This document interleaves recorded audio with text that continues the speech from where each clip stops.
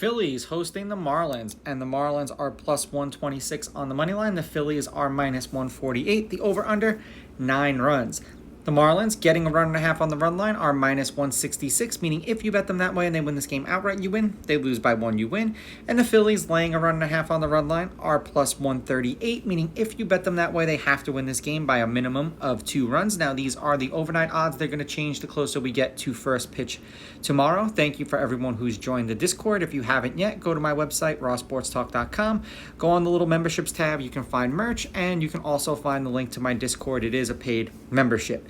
Now, head-to-head, Perez did not pitch against the Phillies either last year or this year.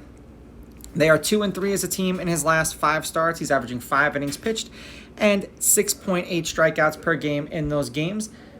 The under is 3-2 in his last 5 starts. He's got an ERA of 2.2. For the Phillies, Sanchez pitched once against the Marlins last year. 3 1/3, 4 hits, 3 runs, 3 earned runs, no home runs, 2 walks, 3 strikeouts. He threw 65 pitches in that game. They lost 11-3, and that was in Miami.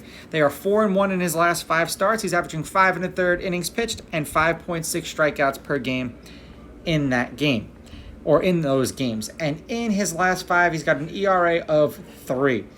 And the over is 4-1 in his last 5 starts. Head-to-head, the road team is 6-4. These teams are 5-5 against each other in their last 10. The underdog is 6-4 on the money line, and the underdog getting a run and a half on the run line is 7-3. There have been 3 one-run games in their last 10 meetings. And the over is 5-4-1, and the under 9 specifically is 6-4. So before we even do the over-under, let's just check out what the wind is going to be like. The wind is blowing out at 5.8 miles per hour, so nothing super strong. The last game that they played against each other, the Phillies won 4-2, then the Marlins won 9-8, and then the Phillies won the 2 previous games to that, 3-1 and 4-2. All of those games were in Miami. The Phillies took 3 out of 4. The Marlins got their asses kicked tonight by the Dodgers, but they are 7-3 in their last 10. Their winning streak was snapped, beating the Nationals 6-4. Them beating the Dodgers 6-3 and 11-4, and then losing tonight 10-0. The over is 7-3 in their last 10. For the Phillies, they're 6-4 in their last 10. The over is 6-4 in their last 10, and they are 3-1 in their last 4. Beating the Brewers 4-2, then beating the Padres 9-7, then losing 8-0 to the Padres, and then beating the Padres 5-1.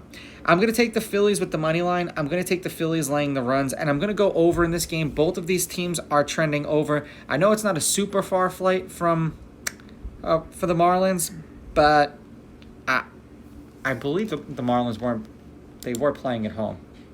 Yeah, it's not a super far flight from Miami to Philadelphia, but even still, the jet lag, I think, is going to get them.